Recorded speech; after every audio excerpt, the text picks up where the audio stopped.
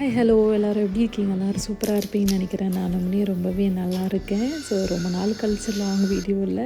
So நிச்சயமாக ரொம்ப நாள் ஆச்சு எனக்கு லாங் வீடியோ ஷேர் பண்ணியே. கொஞ்சம் டைம் இல்லாமல் கொஞ்சம் பிஸியாகிட்டே இருக்குது.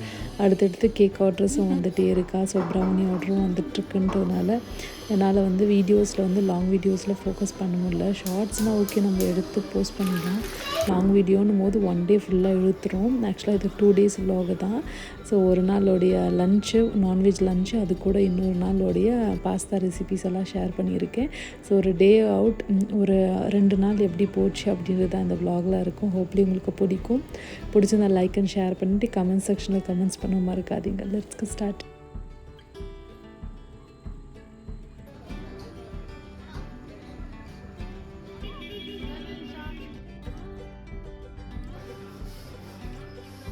ஸோ எல்லா வேலை முடிச்சுட்டு வித்தி ஸ்கூலுக்கெல்லாம் ட்ராப் பண்ணிவிட்டு அதுக்கப்புறம் க்ளீனிங் ஒர்க்கெல்லாம் ஒரு மாதிரி ஸ்மெல் அடிக்கிற மாதிரி பாத்திரம், அந்த பாத்திரம்லாம் வாஷ் பண்ணிவிட்டு லெமனும் பேக்கிங் சோடா வச்சு நம்ம வாஷ் பண்ணி விடலாம் அப்படின்னு இருந்தேன். ஸோ நல்லா ஃப்ரெஷ்ஷாக இருக்கும் அப்படின்ட்டு.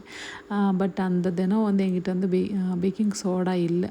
சரி, அதனால் நான் இந்த பேக்கெட் நான் சிஎஸ்டிலேருந்து எப்போயோ ஒரு டைம் வாங்கிட்டு வந்திருந்தேன். ஸோ அதில் 2 கட் பண்ணி போட்டு நான் நல்லா வாட்டர் ஃபில் பண்ணி விட்டுருந்தேன். அதுக்கப்புறம் லன்ச் ப்ரிப்பேர் பண்ணலான்னு வந்துட்டு இன்றைக்கி கீ ரைஸ் தான் பண்ணியிருக்கேன். கொஞ்சமாக எண்ணெய் சேர்த்துட்டு, கொஞ்சமாக சோம்பு, பட்டை, கிராம்பு, ஏலக்காய்லாம் சேர்த்துட்டு, அது கூட 2 பச்சை மிளகா, ஒரு 4 சின்ன அளவுக்கு இருந்தது. ஸோ அதனால் 2 மீடியம் சைஸில் ஆனியனை கட் பண்ணி சேர்த்துட்டு, கொஞ்சமாக இஞ்சி பூண்டு பேஸ்ட்டு சேர்த்துட்டு நல்லா வதக்கிட்டு, இது கூடவே ஜீரக சம்பா ரைஸ் 1.5 கப் அளவுக்கு சேர்த்துருக்கேன். நான் 3 கப் அளவுக்கு தண்ணி சேர்த்துட்டு, இதுக்கு தேவையான உப்பும் சேர்த்துட்டு நல்லா மிக்ஸ் பண்ணிவிட்டு, நல்லா கொதித்து வந்த பிறகு ரைஸை போட்டு இறக்கினீங்கன்னா அட்டகாசமாக இருக்கும். ஜீரக சம்பாவில் கீ ரைஸ் பண்ணும்போது நல்ல டேஸ்ட். அன்றைக்கி தினம் மட்டன் தான் எடுத்திருந்தேன். நான் மட்டன் பிரியாணிக்கு தான் பிளான் பண்ணினேன். பட் இப்போ எங்கள் வீட்டுக்காரங்க என்ன பண்ணியிருக்காங்கன்னா, இன்டர்மிட்டன்ட் ஃபாஸ்டிங் இருக்குன்றதுனால பிரியாணி சாப்பிட மாட்டாங்க. ஸோ கீ ரைஸ் பண்ணிவிட்டு, அப்போது என்ன பண்ணுறது, மட்டன் கறி பண்ணணுன்றதுனால நான் சின்ன பீசஸாக கட் பண்ணிகிட்டு இருந்தேன்.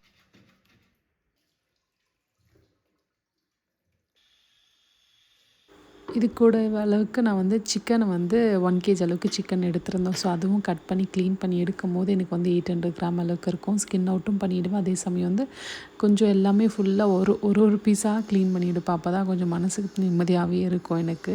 ஸோ சிக்கனோ மட்டனோ எது எடுத்தாலும் சிங்கிள் பீஸாக எடுத்து வாஷ் பண்ணுறது ரொம்ப நல்லாயிருக்கும். அது க்ளீனிங் வைஸும் சரி. அதுக்கப்புறம் சிங்கில் இருக்கிற எல்லா பாத்திரம் வாஷ் பண்ணிவிட்டு அது கொஞ்சம் கவுத்து வச்சிட்டோம்னா கொஞ்சம் ஃப்ரீயாக இருக்கும். இன்றைக்கி கீ ரைஸ் கவர் பண்ணியிருந்தேன். மட்டன் குழம்பு ஆல்ரெடி பண்ணியிருக்கேன். சிக்கன் கறியும் உங்களுக்கு நான் பண்ணியிருக்கேன். சிக்கன் கறி இல்லை, சிக்கன் பிரட்டல் மாதிரி இது. என்றைக்கு ரொம்ப ஹரிபரியாக இருக்கிறோமோ அப்போது நமக்கு எங்கள் அம்மா சமைக்கிற மாதிரி தான் சமைச்சி விட்டுடுவேன். அப்போ கொஞ்சம் ஈஸியாக இருக்கிற மாதிரி ஒரு ஃபீல் வந்துடும். ஸோ இன்றைக்கி இந்த பக்கம் நான் மட்டன் குழம்புக்காக வச்சுருந்தேன். ஸோ எல்லாமே மிக்ஸி ஜாரில் அரைச்சி போட்டுட்டு, ஸோ இது ஒரு 2 விசில், ஒரு 4 விசில் போட்டால் நல்லா வெந்து வந்துடும். ஸோ ஓரளவுக்கு மீடியம் சைஸ் அளவுக்கு ஆடுன்றதுனால அந்த மாதிரி வந்துரும்ன்றதுனால ஸோ நான் அந்த பக்கம் விசில் போட்டுட்ருந்தேன். இந்த பக்கம் ரைத்தாக்கு ரெடி பண்ணிகிட்டு இருந்தாங்க. ஸோ நான் ரைத்தாலாம் சாப்பிட மாட்டேன் அவ்வளோவா.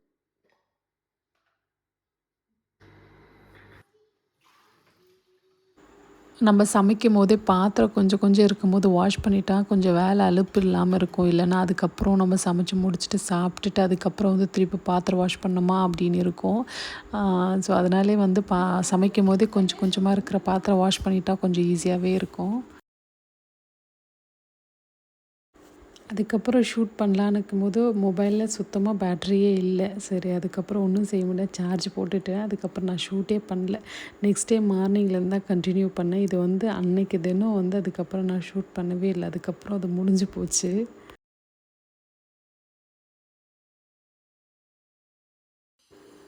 இது நெக்ஸ்ட் டே மார்னிங் ஜாக்கிங்கெல்லாம் போயிட்டு நெல்லிக்காய் ஜூஸ் போட்டுட்ருந்தாங்க. ஸோ பசங்களுக்கு கொஞ்சமாக கொடுக்கலான்னா அவங்க கசப்பாக இருக்குது, துவர்ப்பாக இருக்குதுன்னு போனாருங்க. இது ப்ளெயின் நெல்லிக்காய் போட்டோம்னா நல்லா டேஸ்ட் இருக்காது. ஆனால் நெல்லிக்காயோட லெமன்னு அது கூட மின்ட்டு போட்டு சாப்பிட்டோம்னா டேஸ்ட் ரொம்பவே நல்லாயிருக்கு. இன்டர்மிட்டன்ட் ஃபாஸ்டிங் அப்படின்னு அவங்க இருக்காங்க. பட் வந்து என்னால் வந்து சுத்தமாக இருக்க முடியல. ஒரு 3 டேஸ் வந்து பசி அந்தளவுக்கு கண்ணெல்லாம் கட்டுன்னுவாங்க பார்த்தீங்களா, தலைலாம் கிறுகிறுன்னு சுற்றுதுன்ற மாதிரி அந்த மாதிரி ஆச்சு பசினால். பட் வந்து ஒரு 3rd 4th டே நம்ம கடந்து வந்துட்டோம்னா அந்தளவுக்கு பசிக்கிறது கிடையாது. நம்ம பாடி வந்து அது சூட் ஆகிடுது. உண்மையிலே இன்டர்மிட்டன்ட் ஃபாஸ்டிங் வந்து ரொம்ப ஹெல்த்துக்கு ரொம்ப நல்லது தான், நம்ம இல்லைன்னு சொல்ல முடியாது. பட் வந்து ஒரு 4 நாள் தாக்கு பிடிக்கணும். நீங்கள் 4 நாள் கொஞ்சம் அப்படி வந்துட்டிங்கன்னா ஓகே. ஏன்னா வந்து நான் வந்து பெரிய ஃபுட்டியெல்லாம் கிடையாது. நான் ஃபுட்டை வந்து டேஸ்ட்டாக இருந்தால் தேடி தேடி சாப்பிட்ற ஆள்.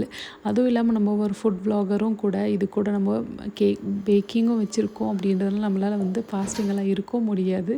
பட் வேறு வழி இல்லை அப்படின்றதுனால ஸோ எனக்கு ஒரு 2 ஆளுக்கு சமைக்கணும். பசங்களுக்கு ஓகே இருந்தாலுமே எனக்கு வந்து சரி வேண்டாம் அப்படின்ட்டு சரி நானுமே இருந்திருக்கேன். ஒரு 3 டேஸ் ரொம்ப கஷ்டமாக தான் இருந்தது. அதுக்கப்புறம் அதுவே பழகிடும் அப்படின்ற மாதிரி இருக்கும்ல. ஸோ அந்த மாதிரி தான் அதுவே பழகிடுச்சு. பட் அவங்க என்ன சொன்னாங்க, பட் நீ ஏன் அப்படி இருக்கேன்ட்டு. பட் எனக்கு வந்து அது ஓகே நம்மளும் இருந்து பார்க்கலாமே அப்படின்னு இருந்துருக்கேன். பட் பெருசாக எனக்கு வெயிட் லாஸ் வந்து நான் ரித்தி பிறந்துட்டும் வெயிட் லாஸ் பண்ணியிருக்கேன். லெனிஷா பிறந்துட்டு நான் வெயிட் லாஸ் பண்ணலை. லெனி பிறந்த பிறகு வெயிட் போட்டுகிட்டே இருந்தேன். லெனி பிறந்த பிறகு அதுக்கப்புறம் வீடு கட்டுற பிஸியில் இதுன்னு வெயிட் லாஸ் தான் ஆனேன். பட் வந்து திருப்பும் வெயிட் வந்து சடன்னு வெயிட் ஏறிடுச்சு. மார்னிங் வந்து என்ன பண்ணினா அவங்களுக்கு வந்து மெக்சிகன் சீஸ் பாஸ்தா தான் பண்ணினேன். ஆக்சுவலாக வந்து என் ஃப்ரெண்டும் ஃபேமிலிக்கும் சேர்த்து தான் பண்ணலான்னு ஒரு ஐடியாவில் இருந்தேன். அதுக்கப்புறம் அது ஐடியா கொலாப்ஸ் ஆகிடுச்சு.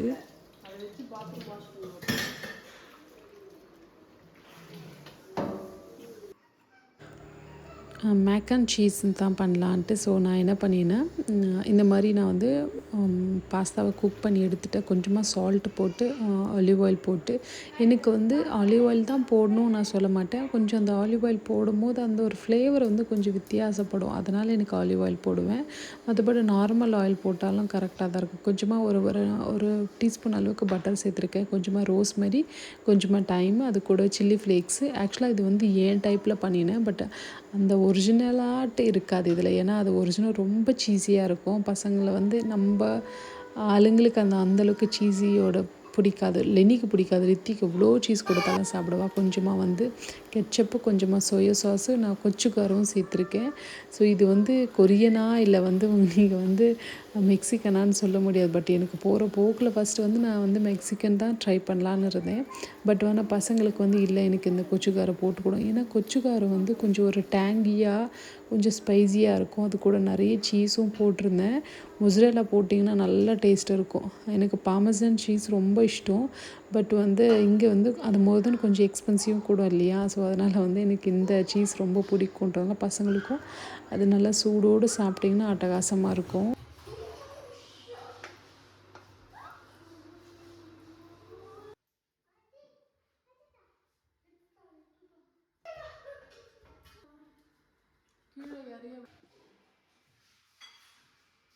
ஸோ பசங்களுக்கு மட்டும் தான் பாஸ்தா பண்ணினேன். ஸோ அதுக்கப்புறம் வந்து கேபினட்ஸ் எல்லாம் கொஞ்சம் அந்த ஆயில் ஸ்டெயின் வந்து இருந்துகிட்டே இருக்கும். நம்ம வந்து என்ன தான் நம்ம துடைச்சாலும் அந்த ஆயில் ஸ்டெயின் இருக்கும். ஸோ அதனால் ஒரு 2 நாளைக்கு ஒரு முறையாவது வைப் பண்ணலன்னா உங்களுக்கு வந்து அந்த ஆயில் ஸ்டெயின்ஸ் அங்கங்கே இருக்கும். அதுக்கப்புறம் வந்து நாங்கள் வந்து ஈவினிங் போல் வந்து குழந்தைங்களுக்கு கூட்டிகிட்டு கோயிலுக்கு போகலாம் அப்படின்ட்டு கோயில் தான்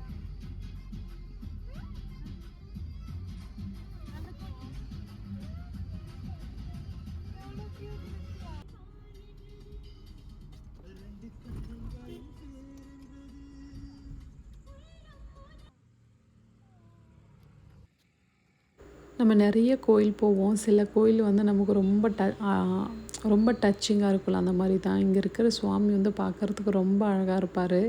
என்னவோ தெரியாது, இங்கே வரும்போது எனக்கு ரொம்பவே பிடிக்கும். நாங்கள் வந்து கேஜிஎஃப்பில் இருக்கும் போதே நாங்கள் இங்கே வருவோம். ஸோ அந்தளவுக்கு எனக்கு இது ரொம்பவே ரொம்ப ரொம்ப ஸ்பெஷலான ஒரு சாய்பாபா கோயில். ரொம்ப அந்தோடைய ஃபேஸோடைய அழகே ரொம்ப அழகாக இருக்கும். அவர் ரொம்ப அழகாக இருப்பார் இதில். ஸோ வந்து பசங்களுக்கு வந்து இங்கே வந்தாலே பயங்கர ஜாலியாக இருக்கும். இங்கே கொஞ்சம் மாடுங்கள்லாம் இருக்கும், ஃப்ரீயாக இருக்கும் பசங்க. ஸோ நல்லாவே வந்து என்ஜாய் பண்ணுவாங்க.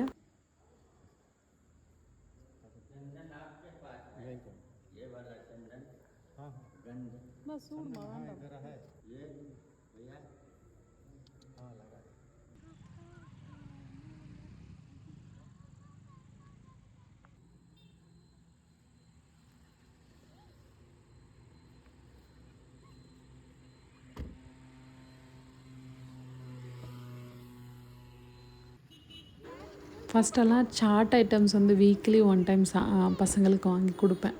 ஸோ ஆனால் இப்போது வந்து எனக்கு நான் பெருசாக ஸ்நாக்ஸ் வீட்டில் வாங்கி வைக்கிற டைப் கிடையாது. ஃபஸ்ட்டு வாங்கி வச்சிட்ருந்தேன். இப்போது வந்து ரொம்ப சுத்தம் 0 தான்.